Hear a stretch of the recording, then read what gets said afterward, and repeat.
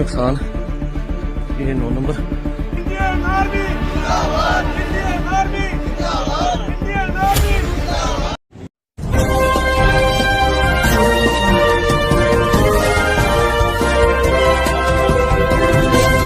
दोस्तों नमस्कार, आप देख रहे हैं जी टीवी लाइव न्यूज। मैं हूं आरके अजय। दोस्तों घर में घुस के मारेंगे। दोस्तों जिस तरह से तुमने कायराना हरकत किया था, भारत की जमी को लहूलुहान किया था, क्या आप सोचते थे कि हम बच जाएंगे? लेकिन दोस्तों इधर भारत की 140 करोड़ जनता में आक्रोश था। दोस्तों जनता सवाल पूछ रही थी, इसका बदला कब लेगी भारत सरकार, भारत की सेना? लेकिन दोस्तों 1:30 बजे रात दोस्तों सेना ने जब बॉर्डर तथा बॉर्डर पार पाकिस्तान में मचा दिया हाहाकार। दोस्तों मिसाइलों की बारिश, चारों ओर हाहाकार मच गया। दोस्तों कई मदरसे, कई मस्जिदें, जहां से आतंकवादी प्लान बनाते थे भारत के खिलाफ, दोस्तों सेना ने उसको नस्तो नाबूद कर दिया। दोस्तों ऑपरेशन सिंदूर, इस ऑपरेशन का नाम रखा क्योंकि आतंकवादियों ने धर्म पूछकर मारा था, सिंदूर मिटाया था। दोस्तों आपने क्या सोचा कि हम डर जाएंगे, तुमसे घबरा जाएंगे? लेकिन ये भारत की सेना है, भारत की आर्मी है दोस्तों, जो पूरे विश्व में चौथे नंबर पर है। पाकिस्तान तुम्हारी औकात क्या है? तुम 12वें नंबर पर हो सेना के माने में। दोस्तों तुमने क्या सोचा था कि भारत में जाके हम कत्लेआम करके आएंगे, निर्दोषों को जान ले लेंगे? लेकिन ये आपकी गलतफहमी थी और सेना ने जो कर दिखाया, अब तुम काफी दिनों तक सोचने के लिए मजबूर रहोगे।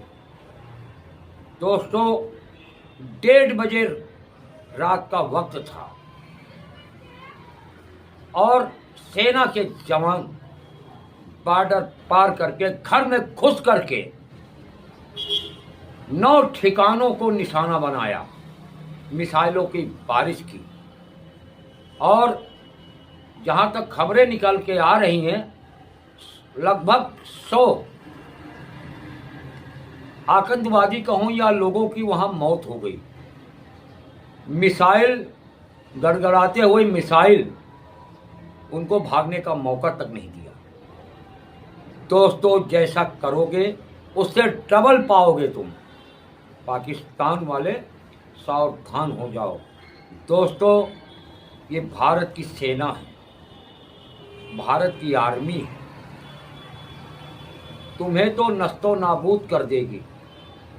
दोस्तों भारत की सेना, भारत की आर्मी को एजीटीवी लाइव सलूट करता है, सलाम करता है, नमस्कार करता है।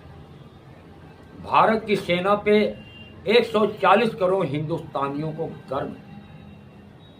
दोस्तों जिस तरह से कारनामे करके दिखाया। दोस्तों पाकिस्तान इस गलत फहमी में रह गया कि अभी हिंदुस्तान की सरकार और फोर्स समय लगाएगी, क्यों जिस तरह आज 7 तारीख को ब्लैक आउट का प्रोग्राम निर्धारित किया था भारत सरकार ने। पाकिस्तान इस गलत फहमी में रह गया। अभी ये ट्रायल रहे अपने भारत में, लेकिन इनको ये नहीं मालूम था हमारे साथ क्या होगा, क्या हुआ है। आपको बयान भी सुनवाएंगे जिस तरह के वहाँ के सेना के अधिकारी मीडिया को बता रहे हैं, और भी लोग वहाँ हाहाकार मची है, वो आप खबरें देखेंगे। और वहाँ जो आतंकवादी जहाँ पलते थे, जहाँ उनका प्लान बनता था, और वो जगह नष्टो नाबूद कर दी गई, वो भी आप वीडियो देखेंगे। दोस्तों, वहीं प्रेस रिलीज भी है जो रक्षा मंत्रालय द्वारा निकल के आई है, और राहुल गांधी ने भी ट्वीट किया है, वो भी दिखाएंगे दोस्तों। लेकिन दोस्तों, बताता चलो, अभी हमें सावधान रहने की ज़रूरत है। पाकिस्तान 2-4-6 दिनों में हो सकता है कुछ प्लान बनाए, इससे हमें सावधान रहने की ज़रूरत है। दोस्तों, आप देखेंगे पूरी खबर, एक एक चीज़ ATTV लाइव पे आपको दिखाएंगे किस तरह से वहाँ मिसाइलें दागी जा रही हैं और हाहाकार मचा हुआ है। दोस्तों, मैप भी दिखाएंगे, और 9 ठिकानों पे हमले हुए हैं, उसकी लिस्ट भी आपको दिखाएंगे। RKJ को दीजिए इजाज़त, फिर जैसे भी कोई ब्रेकिंग न्यूज़ निकल के आती है आप तक जरूर पहुंचाएंगे। देखें एक रिपोर्ट आगे।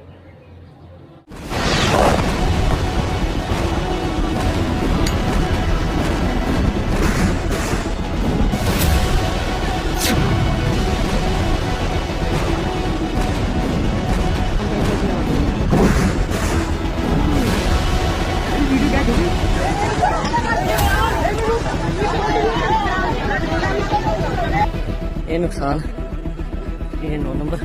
इंडियन आर्मी जिंदाबाद, इंडियन आर्मी जिंदाबाद, इंडियन आर्मी। ये तस्वीरें अपने आप में बहुत कुछ बोलती हैं।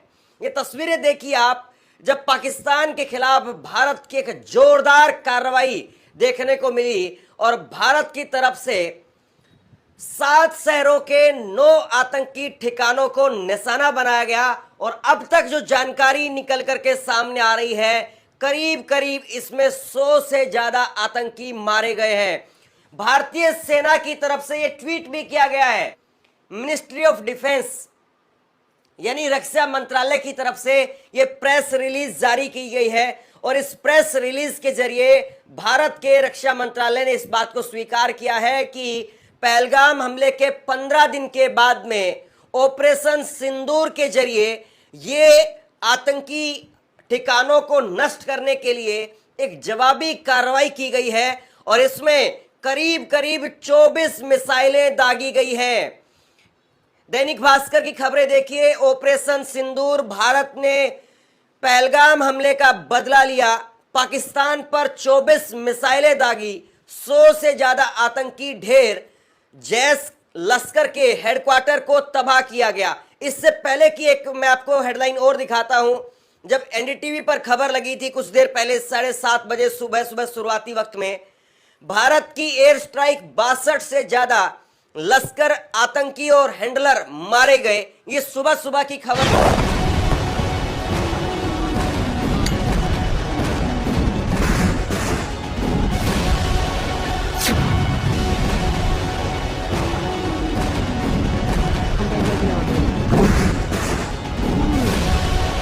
है और राहुल गांधी ने ट्वीट करके लिखा है कि proud of our armed force.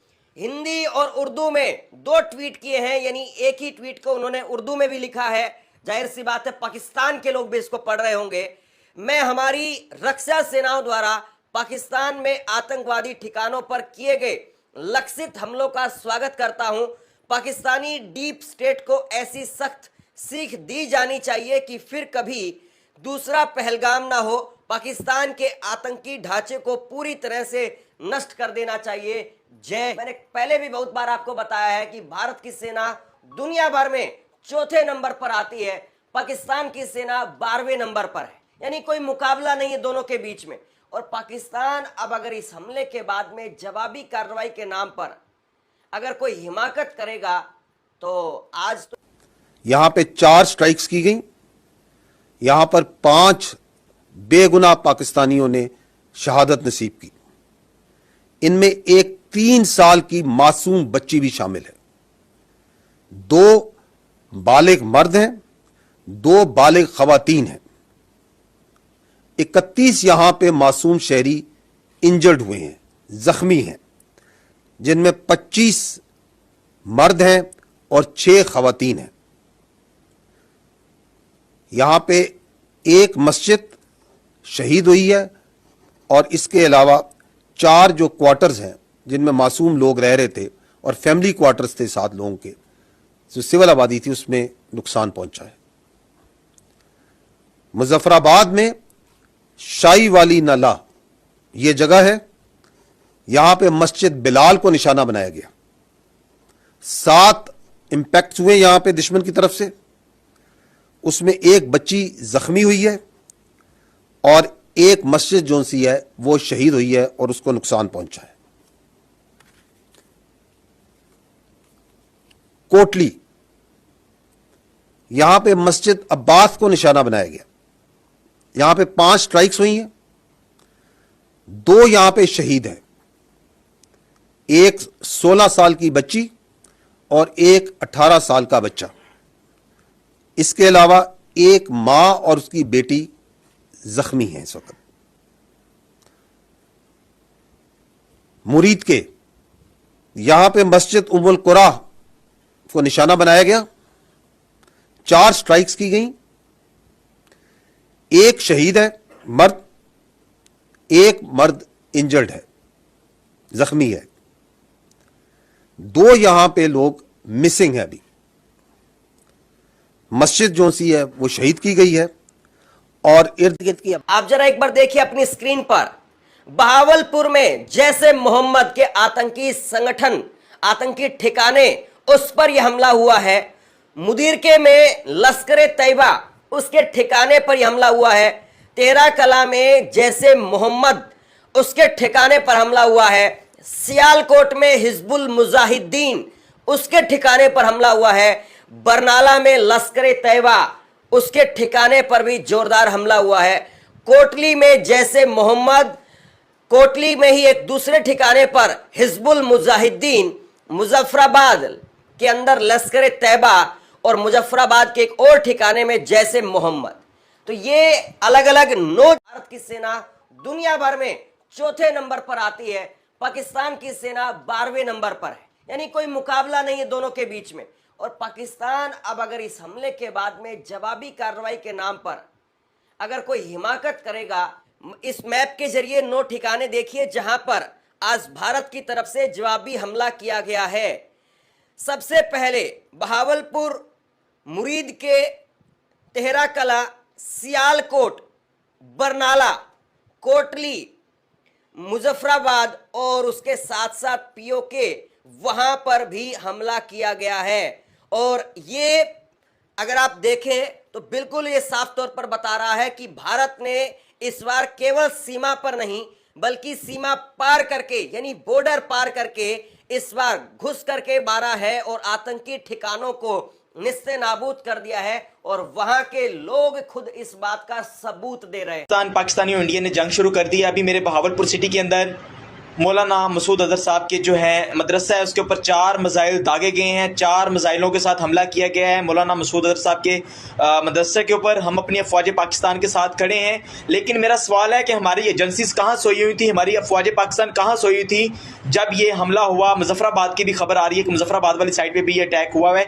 लेकिन सबसे पहले मेरे बहावलपुर सिटी के अंदर अटैक हुआ है ब्लास्टिक मिसाइल के साथ। उन्होंने हमला किया है मौलाना मसूद अजहर साहब के मदरसे के ऊपर। 4 मिसाइल मारे गए हैं। अभी ये कहना कबल वक्त है कि गोया कितनी सच्चाई है इस खबर के अंदर, किस साइड से ये मिसाइल आए हैं, ये अभी कन्फर्म होना बाकी है। लेकिन ये कन्फर्म न्यूज़ है कि